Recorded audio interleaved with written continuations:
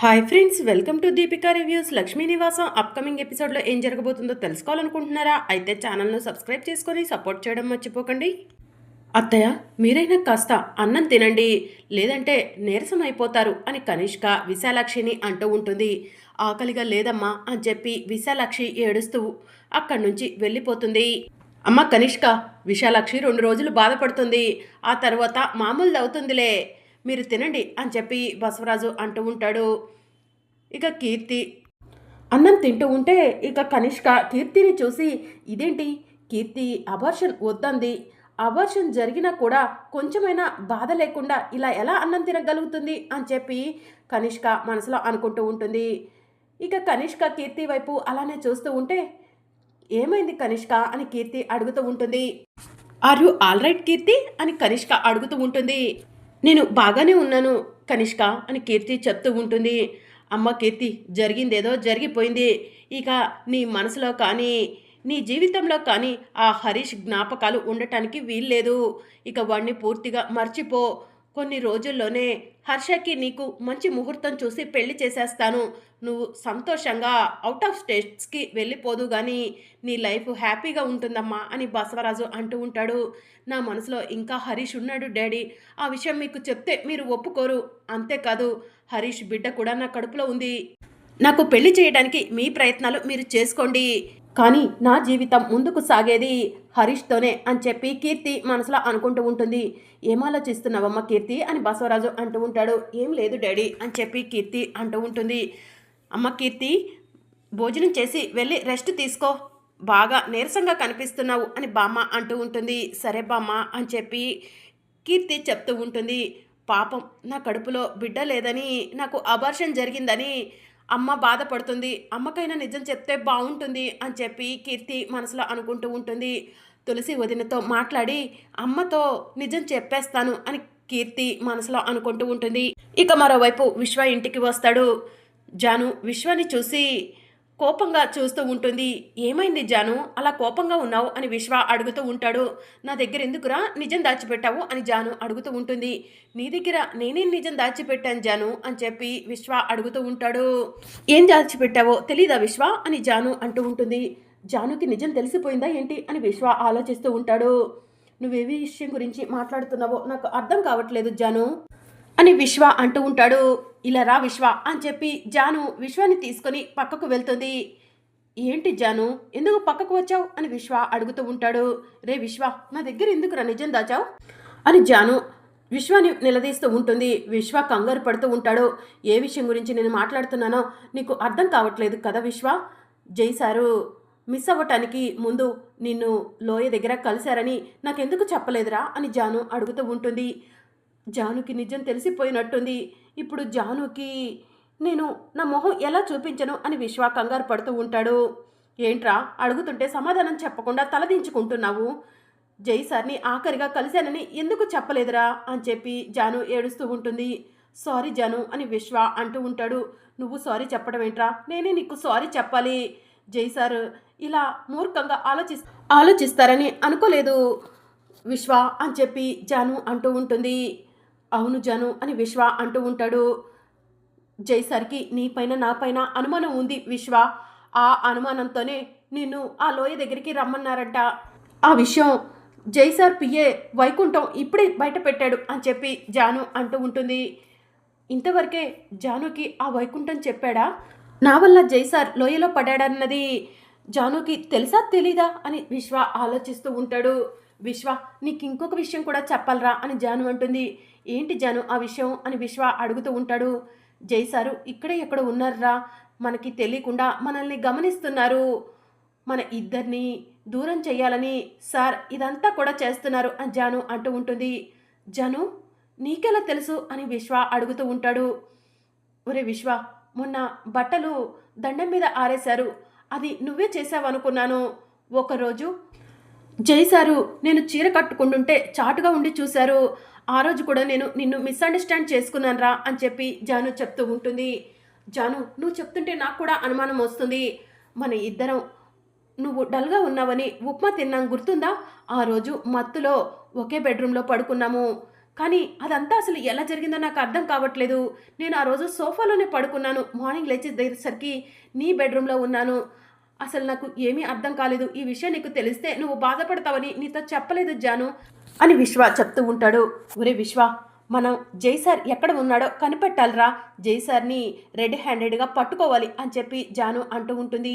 ఇప్పుడు మనం మాట్లాడుకుంటున్న మాటలన్నీ కూడా ఆ జై కంపల్సరీ వింటూనే ఉంటాడు జాను ఎక్కడో నుంచి అని చెప్పి విశ్వ చెప్తూ ఉంటాడు. సార్కి అలాంటి అవకాశం దొరకకూడదనేరా నేను నిన్ను ఇంట్లో నుంచి బయటకు తీసుకొచ్చి మాట్లాడుతున్నాను. ఇక్కడైతే ఎలాంటి సీసీ కెమెరాలు ఉండవు. మనం మాట్లాడుకున్నా కూడా జై సార్కి తెలీదు అని జాను అంటూ ఉంటుంది. ఇప్పుడు జై సార్ ఎక్కడ ఉన్నాడో ఎలా కనిపెడదాం జాను అని చెప్పి విశ్వ అడుగుతూ ఉంటాడు. అదంతా నాకు తెలీదురా. 24 గంటల్లో జై సార్ ఎక్కడ ఉన్నారో కనిపెట్టాలి. లేదంటే నిన్ను పోలీసులు అరెస్ట్ చేస్తారా. నీ పైన అరెస్ట్ వారెంట్ కూడా తీసుకొచ్చారు అని జాను అంటూ ఉంటుంది. మరి ఏం చేద్దాం జాను, ఏదో ఒక ప్లాన్ నువ్వే చెప్పు జాను అని విశ్వ అంటూ ఉంటాడు. ఒరే విశ్వ, మన ఇద్దరం క్లోజ్గా ఉంటున్నామనే కదా జై సార్ మన ఇద్దరిని విడదీయాలనుకుంది. మన ఇద్దరం క్లోజ్గా ఉంటే జై సార్ తట్టుకోలేవరు కదా. అందుకే జై సార్కి మనం బాగా క్లోజ్ అవుతున్నట్టు, జై సార్ మన మధ్యలో నుంచి వెళ్ళిపోయేసరికి మనం ఇద్దరం ఒకటవుతున్నట్టు జై సార్కి తెలియచేయాలి విశ్వ అని చెప్పి జాను అంటూ ఉంటుంది. అంటే ఏంటి జాను అని విశ్వ అంటూ ఉంటాడు. మన ఇద్దరం ప్రేమించుకుంటున్నట్టు, జై సారు మన మధ్యలో నుంచి వెళ్ళిపోయేసరికి అడ్డు తొలగిపోయిండు, మన ఇద్దరం సంతోషంగా ఉన్నట్టు జై సార్కి తెలియజేయాలి. అప్పుడు అజ్ఞాతంలో ఉన్న జై సార్ ఖచ్చితంగా బయటికి వస్తారు విశ్వ అని చెప్పి జాను అంటూ ఉంటుంది. సరే జాను, నువ్వు చెప్పినట్టుగానే చేద్దాం అని చెప్పి విశ్వ అంటాడు. సరేరా, మనం ఇంకా ఎక్కువ ఆలస్యం చేయొద్దు, వెంటనే మన ప్లాన్ని అమలు చేద్దాం అని జాను చెప్తూ ఉంటుంది. సరే లోపలికి వెళ్దాం పద జాను అని చెప్పి విశ్వ అంటాడు. లోపలికి వెళ్ళగానే మన ప్లాన్ అమలు చేయాలి విశ్వ. సీసీ కెమెరాలు ఉన్నాయి కాబట్టి జై సార్ మన ప్రతి మూమెంట్ని గమనిస్తూనే ఉంటారు అని చెప్పి జాను చెప్తూ ఉంటుంది. సరే జాను అని చెప్పి విశ్వ అంటాడు. ఇక విశ్వ జాను ఇద్దరు కలిసి ఇంట్లోకి వెళ్తారు. ఇక మరోవైపు కనిష్క ఫోన్ రింగ్ అవుతూ ఉంటుంది. కనిష్క ఫోన్ తీసుకొని పక్కకు వెళ్ళి, డాడీ ఏంటి ఈ సమయంలో ఫోన్ చేశారు అని చెప్పి అడుగుతూ ఉంటుంది. ఆ బసవరాజు కూతురు పెళ్ళి ఆగిపోయిందంట కదమ్మా అని మునుస్వామి అంటూ ఉంటాడు. ఆగిపోయింది డాడీ, కానీ త్వరలోనే మనం ఆడిచ్చినట్టు ఆడే హర్షతో కీర్తి పెళ్లి జరిగిపోతుంది అని కనిష్క చెప్తూ ఉంటుంది. ఇప్పుడు ఆ కీర్తి ప్రెగ్నెంట్ అంట కదమ్మా, పెళ్ళి ఎలా చేసుకుంటుంది అని మునుస్వామి అంటూ ఉంటాడు. ప్రెగ్నెంట్ అయితే ఆ కడుపుని అలానే ఉంచుతామా ఏంటి డాడీ, పక్కా ప్లాన్ చేసి కీర్తి కడుపుని తీపించేశాను అని చెప్పి కనిష్క చెప్తూ ఉంటుంది. నువ్వు చెప్పేది నిజమా బేబీ అని మునుస్వామి అడుగుతూ ఉంటాడు. అవును డాడీ, ఆ రోజు హరీష్ని కీర్తిని ఎలా అయితే విడదీశానో ఈరోజు అలానే కీర్తి కడుపులో బిడ్డను కూడా తీపించేశాను అని చెప్పి కనిష్క చెప్తూ ఉంటుంది. సూపర్ అమ్మ కనిష్క, అయితే హర్షతో పెళ్లి చేసి ఆ కీర్తిని అవుట్ ఆఫ్ స్టేట్ పంపించేస్తున్నావన్నమాట అని మునుస్వామి అంటూ ఉంటాడు. అవుట్ ఆఫ్ స్టేటే వెళ్తుందో లేకపోతే ఈ భూమి మీద నుంచే లేకుండా పోతుందో అని కనిష్క అంటూ ఉంటుంది. ఏం మాట్లాడుతున్నావు కనిష్క అని మునుస్వామి అడుగుతూ ఉంటాడు. ఆ హర్ష ఎవరనుకుంటున్నారు డాడీ, ఆ హర్ష మాఫియాకు ఆడపిల్లలను అమ్మేవాడు. పెళ్లి పేరుతో ఆడపిల్లలను అవుట్ ఆఫ్ స్టేట్ తీసుకెళ్ళిపోయి అక్కడ మాఫియాకు ఆడపిల్లలను అమ్మేస్తూ ఉంటాడు అని చెప్పి కనిష్క చెప్తూ ఉంటుంది. సూపర్ బేబీ, అయితే ఆ బసవరాజుని రెండు వైపులా లాక్ చేయబోతున్నావన్నమాట అని చెప్పి మునుస్వామి అడుగుతూ ఉంటాడు. అవును డాడీ అని చెప్పి కనిష్క అంటూ ఉంటుంది.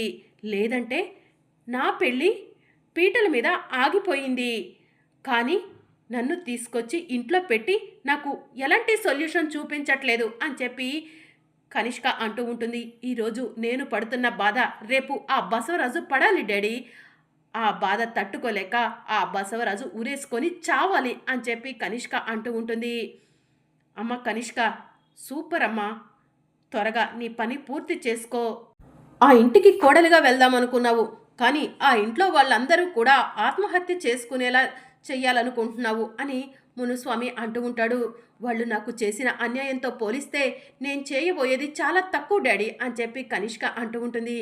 సరే డాడీ, ఇప్పటికే ఆలస్యమైంది, నేను ఉంటాను అని కనిష్క అంటూ ఉంటే, అమ్మ కనిష్క జాగ్రత్త అని చెప్పి మునుస్వామి చెప్తూ ఉంటాడు. సరే డాడీ అని కనిష్క ఫోన్ కట్ చేసి వెనక్కి తిరిగి చూసేసరికి ఎదురుగా తులసి ఉంటుంది. తులసిని చూసి కనిష్క, ఏయ్ నువ్వెప్పుడొచ్చావు అని చెప్పి అడుగుతూ ఉంటుంది. నీ ప్లాన్ అంతా మీ డాడీకి చెప్తున్నప్పుడే వచ్చాను. నీ గురించి అన్ని విషయాలు మావయ్యకు చెప్తాను. ఛీ, నీకు సిగ్గు లేదా? ఆడపిల్లను మాఫియాకి అమ్మాలని చూస్తున్నావా? నిన్ను ఎంతగా నమ్మారే మా మామయ్య వాళ్ళు. నీ గురించి నిజాలన్నీ బయట పెడతాను అని చెప్పి తులసి కనిష్క చెంపపై లాగిపెట్టి ఒక్కటిచ్చి బసవరాజు దగ్గరికి కనిష్కను లాక్కుపోతూ ఉంటుంది. ఏయ్ తులసి, ఒక్క నిమిషం ఆగవే. నువ్వు వెళ్ళి చెప్తే వాళ్ళంతా నువ్వు చెప్పింది నిజమని నమ్ముతారా? నువ్వు చెప్పింది నిజమని నమ్మరే. నిన్నే మెడపట్టి బయటకు గెంటేస్తారు అని చెప్పి కనిష్క అంటూ ఉంటుంది. ఇంకా తులసి ఆలోచిస్తూ ఉంటుంది.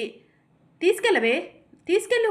నేను ఈ ప్లాన్ చేశానని మావయ్యకి చెప్పు అని చెప్పి కనిష్క అంటూ ఉంటుంది. ఈరోజు కాకపోయినా ఏదో ఒక రోజు నీ కుట్రంతా బయటపడుతుంది. ఆ రోజు నీ సంగతి తేలుస్తారు అందరూ కలిసి అని చెప్పి తులసి కనిష్కకు వార్నింగ్ ఇచ్చి అక్కడి నుంచి వెళ్ళిపోతుంది. ఇక మరోవైపు జాను, విశ్వ ఇద్దరు కూడా ఇంట్లోకి వెళ్ళి ఒకరినొకరు హగ్ చేసుకొని, ఒరే విశ్వ, మనిద్దరం పెళ్లి చేసుకోవాలనుకున్నాము, కానీ మనిద్దరి మధ్యలోకి జైసార్ వచ్చారు. కానీ జైసార్ని తప్పనిసరి పరిస్థితుల్లో పెళ్లి చేసుకున్నాను. ఇప్పుడు జైసారు మన నుంచి దూరంగా వెళ్ళిపోయారా. మన ఇద్దరికి అడ్డంటూ లేదురా. ఇక మనిద్దరం ఎంతో సంతోషంగా ఉండొచ్చురా. అంతేకాదు జైసార్ సంపాదించిన ఆస్తి అంతా కూడా మనం అనుభవించొచ్చురా అని చెప్పి ఒకరినొకరు హగ్ చేసుకొని మాట్లాడుకుంటూ ఉంటారు. ఇదంతా కూడా జై సీసీ కెమెరాల నుంచి చూస్తూ ఉంటాడు. ఇదేంటి జాను విశ్వ ఇంత క్లోజ్గా ఉన్నారు? జాను విశ్వ ఫ్రెండ్సే కదా, వీళ్ళిద్దరూ లవర్స్ లాగా బిహేవ్ చేస్తున్నారేంటి అని చెప్పి జైనందన్ మనసులో అనుకుంటూ ఉంటాడు. తొందరగా నేను నా అజ్ఞాతవాసం ముగించుకొని బయటకు వెళ్ళాలి, లేకపోతే నా జాను ఆ విశ్వకి సొంతం అయిపోతుంది అని చెప్పి జైనందన్ మనసులో అనుకుంటూ ఉంటాడు. ఇక ఆలస్యం చేయకూడదు, వెంటనే నా అజ్ఞాతవాసాన్ని ముగించాలి అని జైనందన్ మనసులో అనుకుంటాడు. ఐ లవ్ యూ విశ్వ, ఐ లవ్ యూ అని చెప్పి జాను విశ్వాని హగ్ చేసుకొని చెప్తూ ఉంటే, చా, నేను అనుకున్నది ఒకటైతే జరుగుతుంది మరొకటి అని చెప్పి జైనందన్ మనసులో అనుకుంటాడు. రేపు నేను అజ్ఞాతవాసం ముగించుకొని బయటకు వెళ్ళి నేను బెంగళూరు నుంచి వచ్చేసానని జానుని నమ్మిచ్చేస్తాను. ఆ విశ్వగాడిని జానుకి దూరం చేసేస్తాను అని చెప్పి జైనందన్ మనసులో అనుకుంటూ ఉంటాడు. ఇక మరోవైపు సిద్ధు ఒంటరిగా కూర్చొని ఉంటాడు. బాధపడుతూ ఉంటే తులసి సిద్ధు రూమ్లోకి వెళ్ళగానే, తులసి ఐఎమ్ సో సారీ అని చెప్పి అంటూ ఉంటాడు. ఎందుకు అని తులసి అంటూ ఉంటుంది. కీర్తి కడుపులో బిడ్డని కాపాడలేకపోయాను తులసి. నువ్వు నాపై నమ్మకం పెట్టుకున్నావు. నువ్వు నాపై పెట్టుకున్న నమ్మకాన్ని నేను నిలబెట్టుకోలేకపోయాను అని చెప్పి సిద్ధు అంటూ ఉంటాడు. మీరేం బాధపడకండి అని చెప్పి తులసి అంటూ ఉంటుంది. బాధపడకుండా ఎలా ఉంటాను తులసి, మనం అనుకున్నది అక్కడ జరగలేదు కదా అని చెప్పి సిద్ధు అంటూ ఉంటాడు. జరిగింది కదా అని చెప్పి తులసి అంటుంది. అబార్షన్ కీర్తికి జరిగింది కదా అని సిద్ధు అంటూ ఉంటాడు. అబార్షన్ జరగలేదు, వదిన కడుపులో బిడ్డ సేఫ్గానే ఉంది అని చెప్పి తులసి అంటుంది. ఏం మాట్లాడుతున్నావు తులసి అని సిద్ధు అడుగుతూ ఉంటాడు. ఇక తులసి జరిగిందంతా కూడా సిద్ధుకి చెప్తూ ఉంటుంది. అబ్బా, ఇప్పుడు చాలా సంతోషంగా ఉంది తులసి అని సిద్ధు తులసిని ఎత్తుకొని గిరగిరా తిప్పుతూ ఉంటాడు. నాకు కళ్ళు తిరుగుతున్నాయండి, నన్ను కిందికి దించండి అని తులసి అంటుంది. ఇక తులసిని సిద్ధు కిందికి దించేస్తాడు. తులసి, నాకు చాలా సంతోషంగా ఉంది అని చెప్పి సిద్ధు అంటాడు. మరి ఇప్పుడు ఆకలి వేస్తుందా అని తులసి అడుగుతూ ఉంటుంది. ఆకలి వేస్తుంది తులసి అని చెప్పి సిద్ధు అంటాడు. అయితే రండి వడ్డిస్తాను అని చెప్పి తులసి సిద్ధుని డైనింగ్ టేబుల్ దగ్గరకు తీసుకెళ్తుంది. ఉప్మా వడ్డిస్తూ ఉంటుంది. ఇక సిద్ధు ఉప్మాని స్పూన్తో కొంచెం నోట్లో పెట్టుకొని, దీంట్లో ఉప్పు సరిపోలేదు తులసి అని చెప్పి అంటూ ఉంటాడు. నిజమా? అలా ఏం జరగలేదే, నేను చెక్ చేశానే అని చెప్పి తులసి అంటుంది. ఇప్పుడు చెక్ చేయి అని సిద్ధు అంటాడు. ఇక సిద్ధు దగ్గర స్పూన్ తీసుకొని తులసి ఉప్మాని తిని సరిపోయింది కదా అని చెప్పి అంటూ ఉంటుంది. ఏది ఆ స్పూన్ ఇలా ఇవ్వు అని సిద్ధు కూడా అదే స్పూన్తో ఉప్మాని తిని అవును సరిపోయింది అని చెప్పి అంటూ ఉంటాడు. ఇక తులసి సిద్ధుని చూసి సిగ్గుపడుతూ ఉంటుంది. తులసి, నీ చేత్తో తినాలనుంది, తినిపిస్తావా అని సిద్ధు అడుగుతూ ఉంటాడు. ఇక తులసి సిద్ధుకి తినిపిస్తూ ఉంటుంది. నేను కూడా నీకు తినిపిస్తాను తులసి అని చెప్పి సిద్ధు అడుగుతూ ఉంటాడు. తులసి సిగ్గుపడుతూ ఉంటే ఇక సిద్ధు తులసికి తినిపిస్తూ ఉంటాడు. ఇక తులసి సిద్ధు ఒకరికొకరు తినిపించుకుంటూ ప్రేమగా ఉండటం కనిష్క దూరం నుంచి చూస్తూ ఉంటుంది. మీ ఇద్దరిని విడదీస్తాను అని కనిష్క మనసులో అనుకుంటూ ఉంటుంది. మరి అప్కమింగ్ ఎపిసోడ్లో ఏం జరగనుందో తెలుసుకోవాలనుకుంటున్నారా? అయితే ఛానల్ను సబ్స్క్రైబ్ చేసుకోండి.